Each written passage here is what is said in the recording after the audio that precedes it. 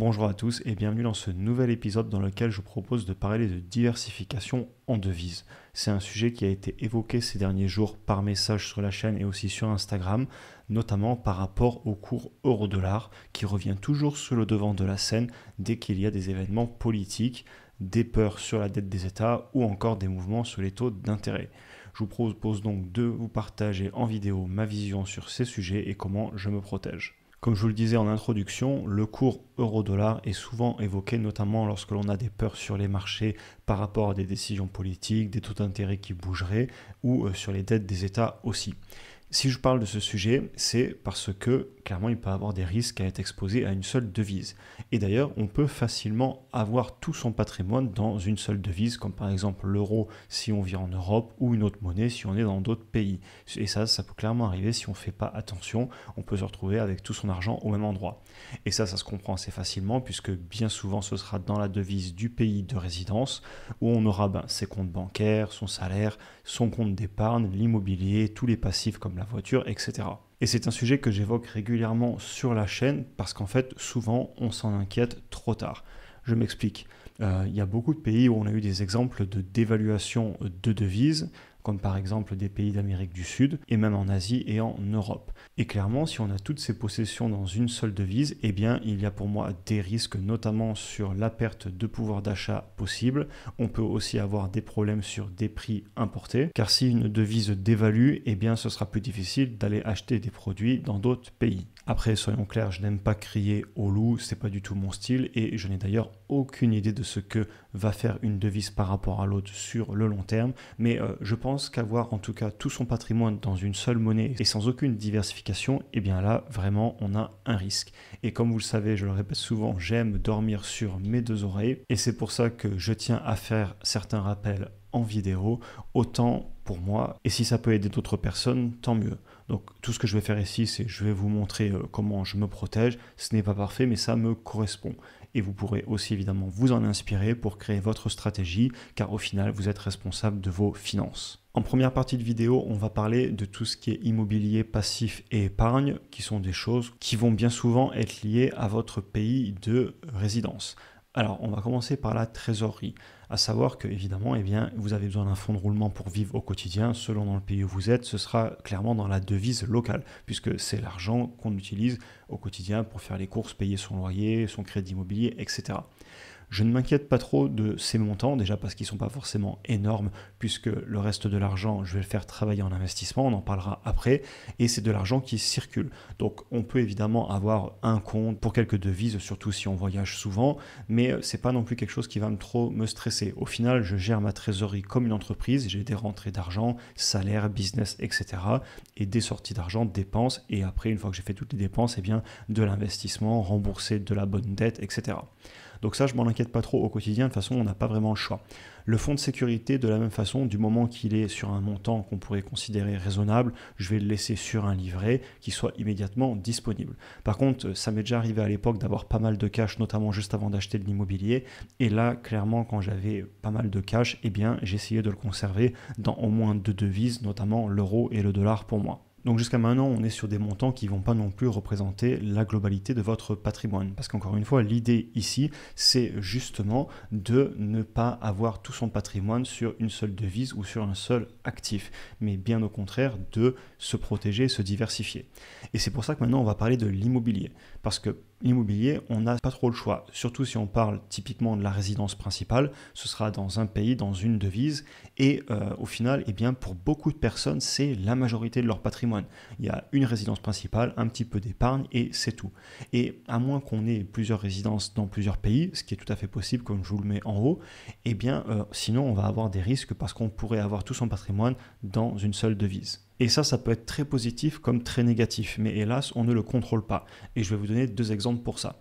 Imaginons qu'on a la monnaie en local qui devient plus forte. Donc si on a en Europe l'euro qui monte, alors votre patrimoine, il va monter par rapport aux autres pays.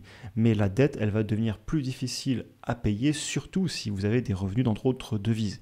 Et ça, ça peut arriver notamment via le travail. Vous pouvez très bien gagner de l'argent dans un autre pays, via le revenu du capital. Si vous avez des actions aux États-Unis et que l'euro monte, par exemple, vos dividendes auront moins de valeur en euros lorsqu'ils seront versés. Et ça peut aussi avoir l'effet inverse. Si la monnaie locale devient plus faible, alors votre patrimoine baisse par rapport aux autres pays, mais à l'inverse, la dette devient plus facile à payer si vous avez des revenus dans une autre devise.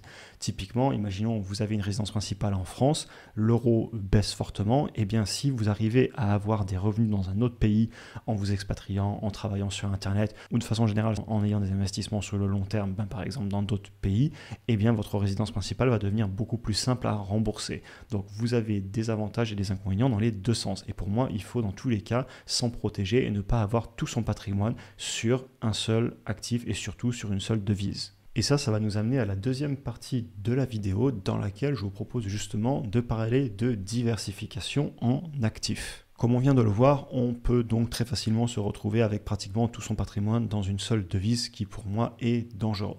Par contre, on va facilement pouvoir aller s'exposer à d'autres zones géographiques et justement se protéger de ces risques de change dont je vous parlais. Tout d'abord, on va penser à la bourse et notamment aux actions. Vous pouvez acheter des actions dans d'autres pays, investir dans des business, dans des petits morceaux d'entreprise et ensuite vous êtes propriétaire d'actifs à l'étranger.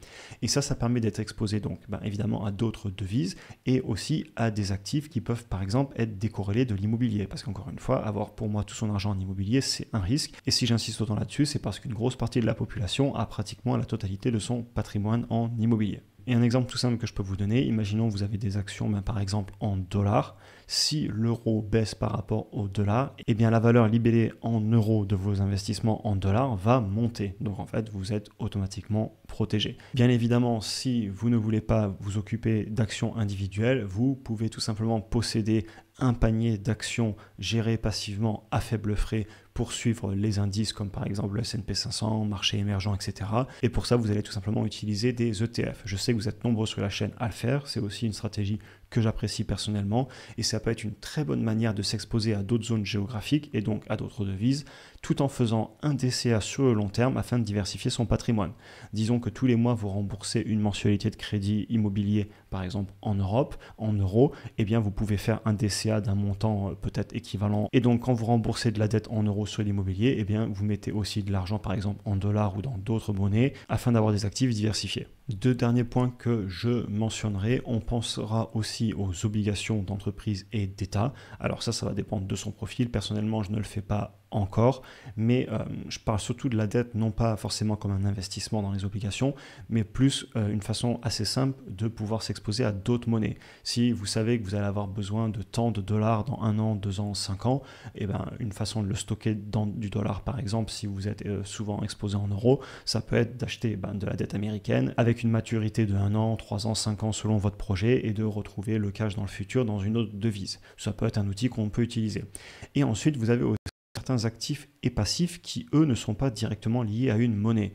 Comme je vous le disais, typiquement l'immobilier, vous allez le vendre dans le pays où il est. On ne peut pas vraiment déplacer de l'immobilier, c'est le principe.